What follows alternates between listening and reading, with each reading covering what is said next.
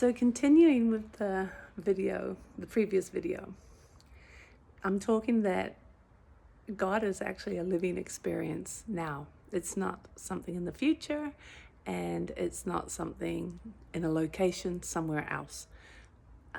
It's actually eternal. And if the infinite is infinite, the description of infinite, right, is everywhere all the time, like everywhere all the time, which means in all space and in all time, which means it's inside of you, outside of you, in everybody around you, in man-made objects, in natural objects. It's in everything, and always has been and always will be, because it's in all time, or beyond time, if you want to say that.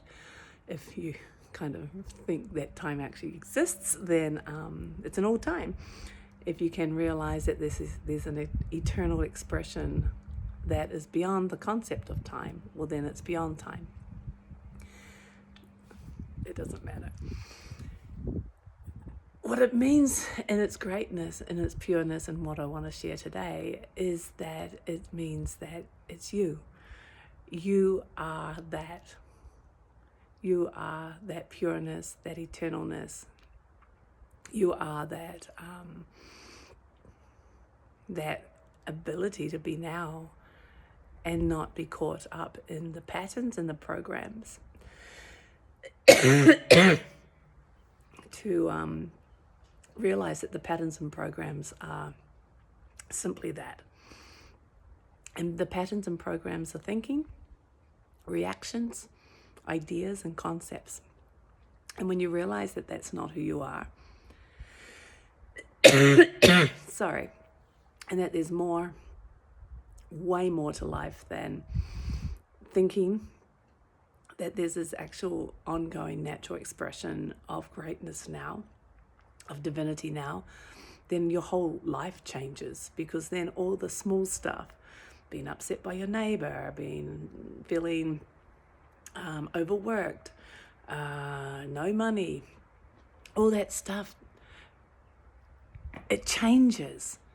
It doesn't mean that stops, but it stops being a problem, in the sense that instead of spending your time worrying, there's an acknowledgement of what is, and then a joy of actually expressing and being and living from this moment. And from this moment, you can create greatness. So you're open to more opportunities, your ability to see the good that's around you. You can actually just be blissed out and happy, even though the same things could be happening in your life. If my mental health or my state of being is more important than to be happy and to be in love with my life right now, is way more important than worrying about the same thing. Because otherwise I'm just filling up my day in worry, where I could be expressing today in joy and happiness. You see the difference? So the situation's the same, but who you are in the situation changes. And that's, to me, what life is all about, is actually living life in its greatness. What value do you put on your happiness? You know? It's a good question.